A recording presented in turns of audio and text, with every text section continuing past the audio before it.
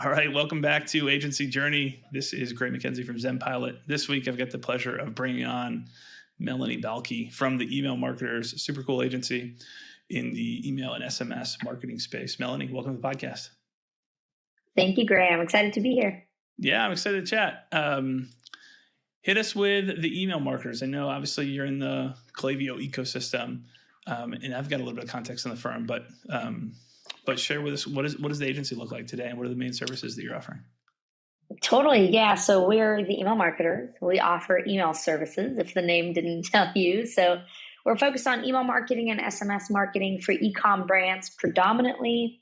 I would say 80% of what we do is e-com brands. We do work with, probably 20% SaaS or B2B businesses that we think are a good fit. Mainly in Klaviyo because of that. So we're big Klaviyo fans. And I always say, I'm a big Klaviyo fan, not because I'm a partner, but because I became a partner. I became a partner because I was a great Klaviyo fan. Yeah. So Klaviyo, Attentive, PostScript, that's kind of the Privy, that's kind of the regular tech stack that we work with.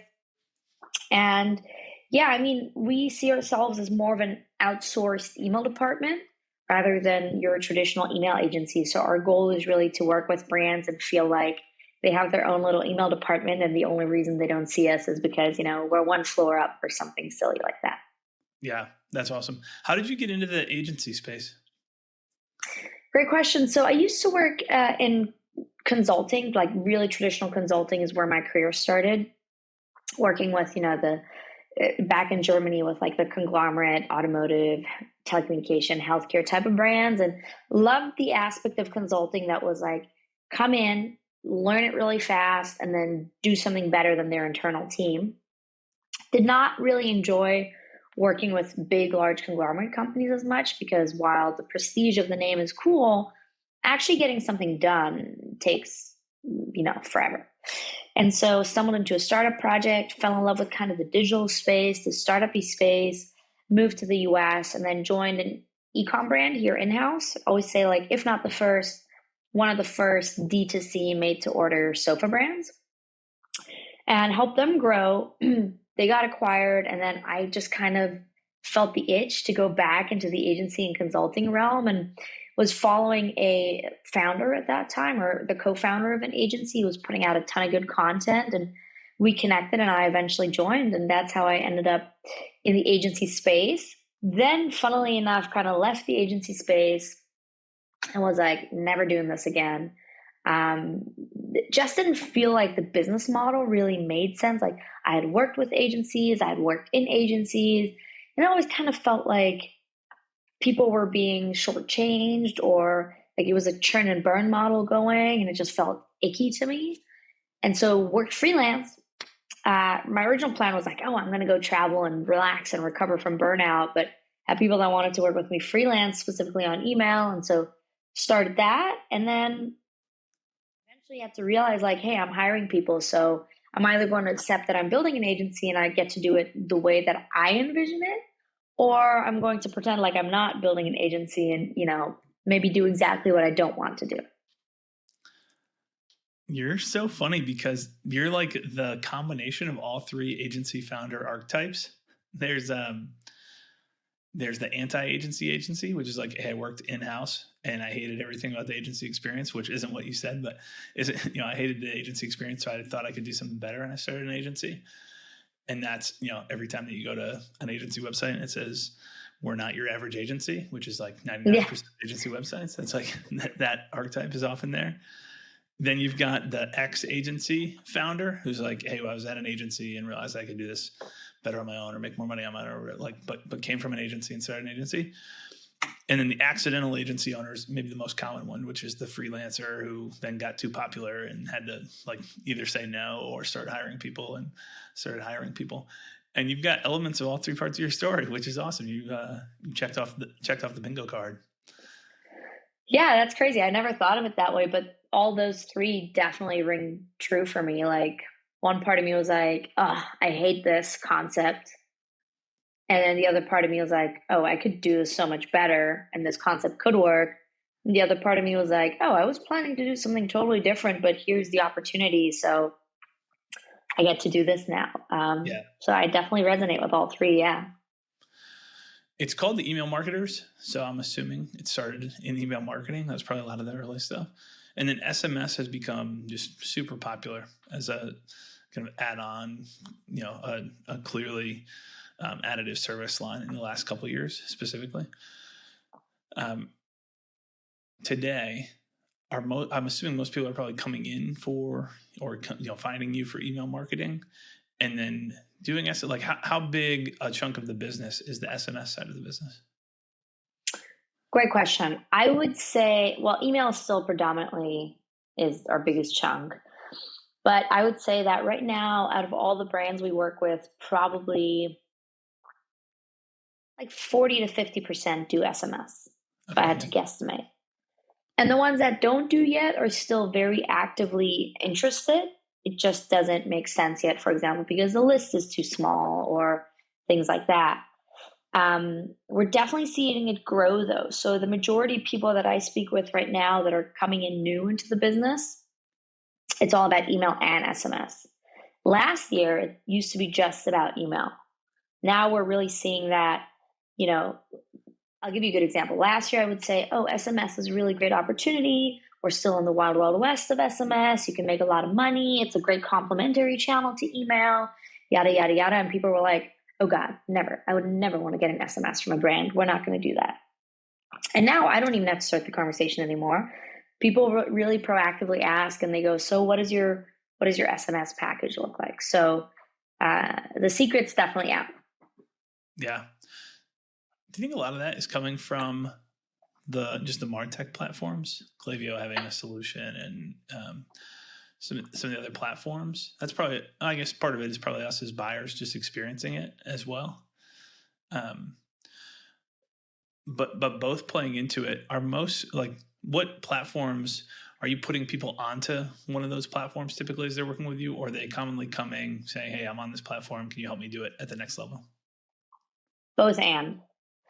So we see a lot of people who come in and they have Klaviyo in place. And like you said, because Klaviyo is pushing SMS so much, and that was like a huge focus for them on the tech stack side, we see people coming in and go, we want to test out SMS with Klaviyo. We already have it for email. It's cost effective. Why don't we do it?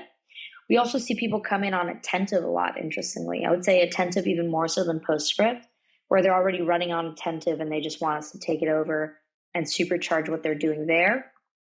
And we see some people come in on Klaviyo and Attentive that want to consolidate, and they want to go, well, we realize we're still a little bit too small for Attentive. We want to move kind of back to Klaviyo for now and see how that works. So we're definitely seeing Klaviyo steal quite a bit of market share from Attentive and, all the other, SMS platforms as well. Yeah, that makes sense. But from a team structure perspective, how have you structured out now that you've gone from like was in the agency world to not in the agency world to freelancer to building and hiring people? How have you structured and designed the team? Great question. So I think what we do a little bit differently than other agencies is when I was in the agency world, at one point, I think I had 16 clients, right? And that's just the nature of the game. If you're scaling really fast, people are not going to say no to clients, right? If you have just a sales team, they're not going to go and say no to clients because the bandwidth of someone is low. So I've been super hyper focused on ensuring that we grow very aggressively. I mean, we grew 4.07x this year so far. So it's super freaking aggressive. And at the same time, we're really making sure that we're hiring proportionally and giving people start dates that don't overload our team. What this means is we're looking to have way less clients per account, or way less accounts per client manager, or way less clients, right? That way around. So that's something we do a little bit differently because I really wanted to make sure that we give people that time and dedication, TLC basically. That means also that we're like not the super cheapest agency out there, right? You can't do that if you're charging $1,000 or $2,000 for your service, because at that point you're making money based off of quantity. We wanted to make money based off of quality. So We have teams that work together. We have way less accounts per team. And I think those are kind of the two core things we've changed. We're now, when I started too, one thing I did that we're actually changing now is I used to hate the concept of like, you have a project manager and a strategist, right? I was like, we're going to put both in the same person, which worked really well as we were smaller. But I'm realizing now our creative and strategic brains are spending a lot of time on doing just nitty gritty project management. So we are actually now rolling out the concept that I used to not believe in, but we're doing it a little bit differently, right? For us, the project manager is really just a project manager. It's not the client point of contact or anything like that, because that bothers me in agencies, right? When they're talking to one person and that person has actually no clue about anything material wise. They're just like managing the project, but they can't actually tell you any hands-on strategic or creative advice or guidance. And then they have to go and communicate to someone else, which adds just another pitfall of what's going to get missed here in this communication in between. So we're not doing it that way. We're really using it solely as a project manager. What's that target internally for number of accounts per account manager or strategist? Yeah, so we used to say about 5 to 6, depending on how big the account is. But we're just changing this again internally. As you can tell, we're in a massive growth and change phase. And we realized, if I look at it that way, it makes no sense, because we have some accounts that are super time intensive and they're also sending like 30 emails a month. And we have some accounts that are not as time intensive and they're sending like 8 emails a month. And so we're now going by a emails per manager type of deal. Sure. But if we were to say like per accounts, which I think makes more sense for people listening to think about, it's 5 to 6. Yeah, makes sense. What does that equal in terms of like just rough buckets in emails then? So are we talking like 50, 60 emails a month per account manager? Yeah, let me do the math. Let's see. And I think this is interesting because figuring out that, like, what's our primary metric for workload capacity or for capacity planning for people? In some agencies that's time estimated, and some it's number of accounts, and some it's we'll put points to the number to where people are at in stages.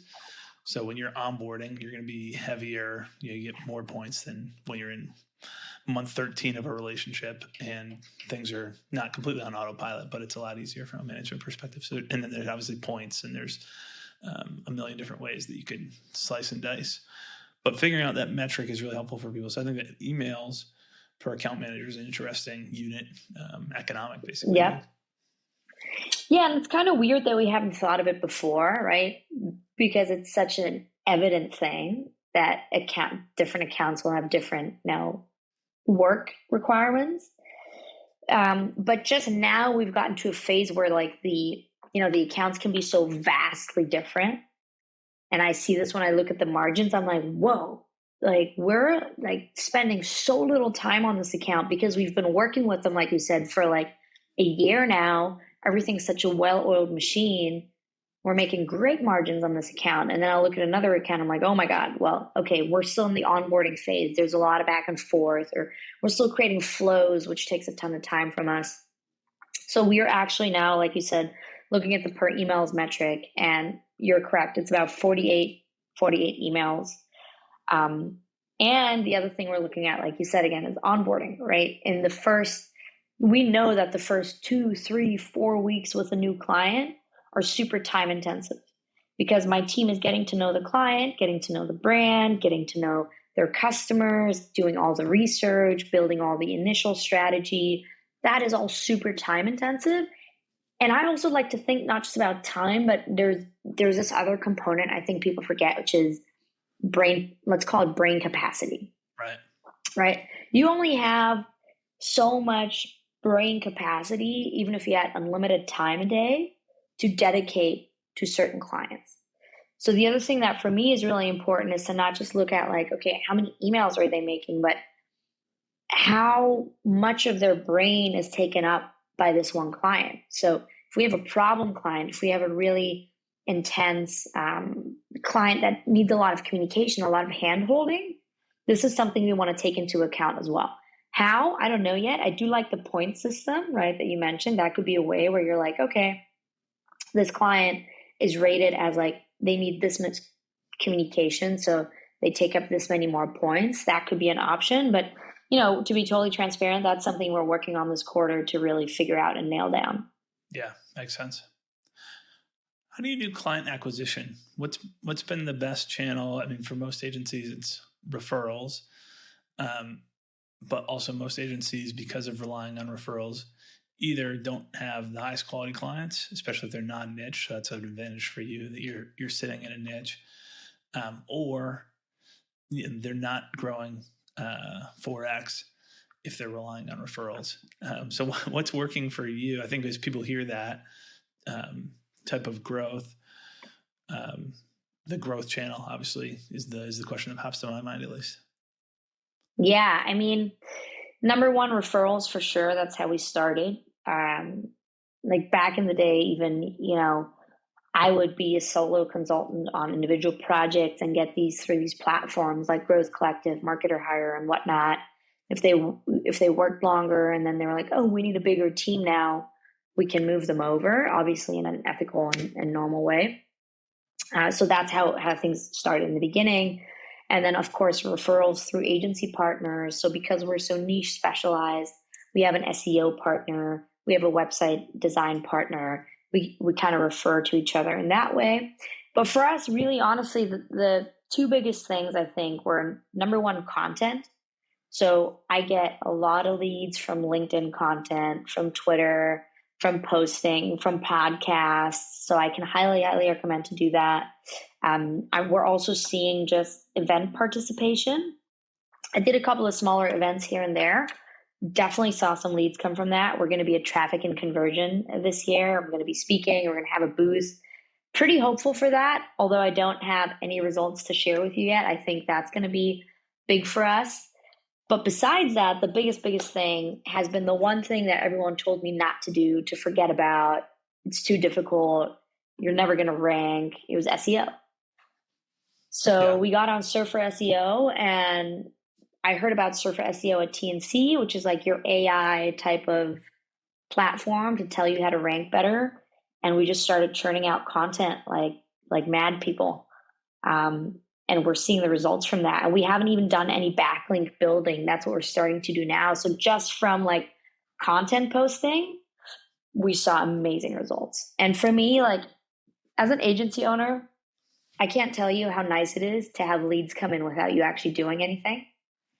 SEO leads are usually fairly high quality leads because they're actually actively looking for the service. I can vet them beforehand. So before they work with us, they go through a type form. They actually have to tell us, what they're looking for, how much their budget is.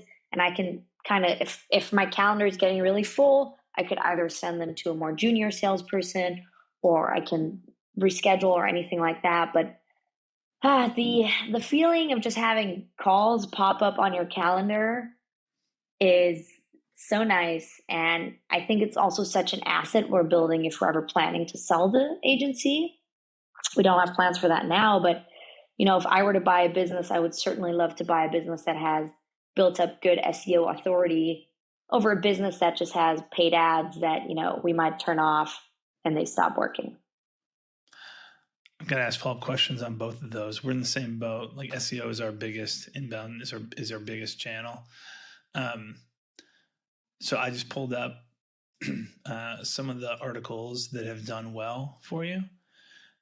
Who's cranking out the content for like interactive emails? What are they and why you need them? Tips and inspo. Who's writing that? Are you actually cranking that all out? Do you have someone on the team who's writing that?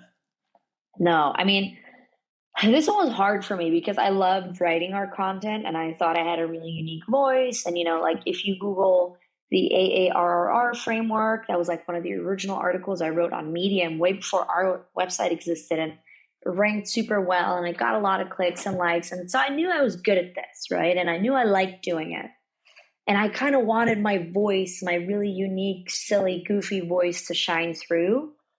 But I also realized that that's not sustainable. So this was a hard thing for me to let go of, but I did let go of it. And at first, it was the first copywriter I really ever hired. She was writing the articles while she was writing our emails for us.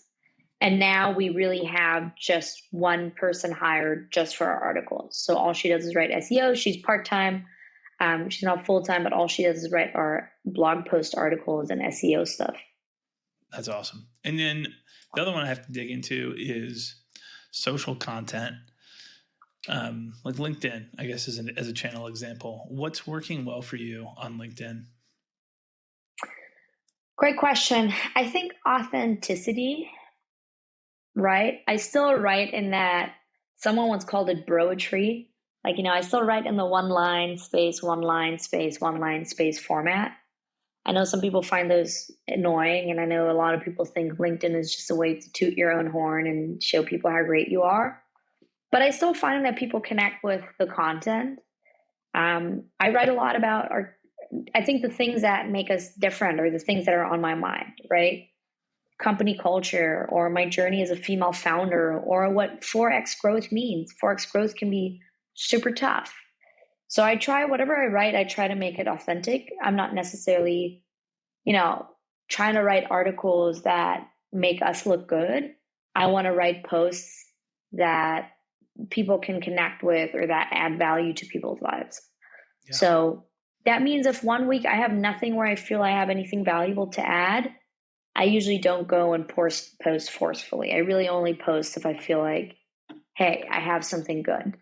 I also still write those myself. I thought about hiring someone to write those, but I find that a bit harder because it is such a personal voice. And if you do find someone who's really, really good at that, they're also going to charge you a lot of money. So I still write those myself. Yeah, that's awesome. I think it's helpful feedback. I'm sure there's other people listening who are like me and they're like, oh man, I hate social. I don't want to have to write this stuff. And then I think there's a period for most people where it's like, if you actually do it, you can get over yourself quickly. And sometimes I think just the act of going and publishing, at some point, some of the feeling like it's a performance starts to go away, and I guess the advice for people is, if it doesn't feel authentic on day one, that's totally fine. Like you've got to practice with anything before it can start to feel more natural, or start to feel more authentic, and like you can really be yourself. Same thing with whatever, a sport or playing an instrument or something. Like you can't go in and freestyle and be like, let out the voice that's really inside you musically the first day that you sit down at a piano. It's just not going to happen. So that practice and those repetitions are what lead to some of that authenticity and like your true self being able to come out at some point too, which is cool. Yeah. What as we close out the second half here of 2022, like what are the big priorities for you as you're growing? Obviously you talked about kind of how do we manage workloads, and we're figuring some of this stuff out on the project management and ops side. What are the other big priorities? Yeah. So I just got a new agency coach for me personally, who has built several agencies and grown and sold them. And as part of that, what I learned is like, there's so much stuff that for me didn't come naturally.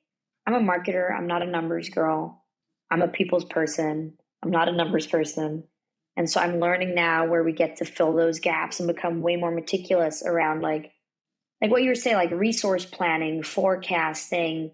We had that. It just wasn't quite as robust as it is now. And so I'm really stoked about getting into the nitty gritty of that and getting really nerdy around that. That's a big priority. And then our processes. So as we're growing, and we're growing so fast, our processes are evolving. And my goal is kind of to build a well-oiled German machine. I'm German, so I'm always like, I want to build this, the way good German factory would work. So that's another focus for us, right? Like, as we're bringing in new clients, how do we consistently elevate what we're delivering while also internally elevating our processes to make it better for us to work at the email marketers? So I'm pretty obsessed with, I read like 80% of people hate their job, and I'm super obsessed with creating a place where people are stoked to work. So we have a bi-weekly 4-day work week. We want to do that weekly by the end of the year. We have flexible work times, and we're trying to figure out like, okay, but how does that work if like someone needs you right now and you're like, okay, it's Thursday, 2 p.m. I'm exhausted. I'm going to get a pedicure for 2 hours. So figuring out more how we can work ahead even more so we don't have those ad hoc like fires burning, and just polishing these processes. Like I'm really obsessed with getting our project management and everything like integrated to the point where I don't know. I want to get really geeky about that part, right? Numbers, processes, all that good stuff. Yeah, makes sense. Who are you working with as an agency coach? His name's Nick Eubanks. Oh, cool. He used to run From the Future. Yep. Yeah, that's awesome. Yeah, he's great. Highly recommend.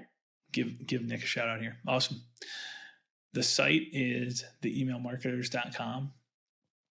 The blog, theemailmarketers.com/blog, I believe. And then if you know any brands looking for help, if it's a service you don't offer and you've got clients who could use help, I don't know if there's many agency partnerships that would be good for you, Melanie. But obviously, folks can look you up on LinkedIn or send their clients to the emailmarketers.com/book.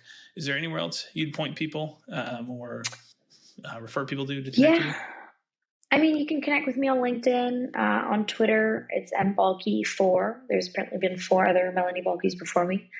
And on LinkedIn, it's just Melanie Balky. I'm happy to connect either way. Agency partnerships, always open for it, even if you might be in a similar space that we already have a partnership with. If you serve different industry clients, still happy to connect, right? One agency might be better for e-com, one might be better for B2B, one might be better for SaaS.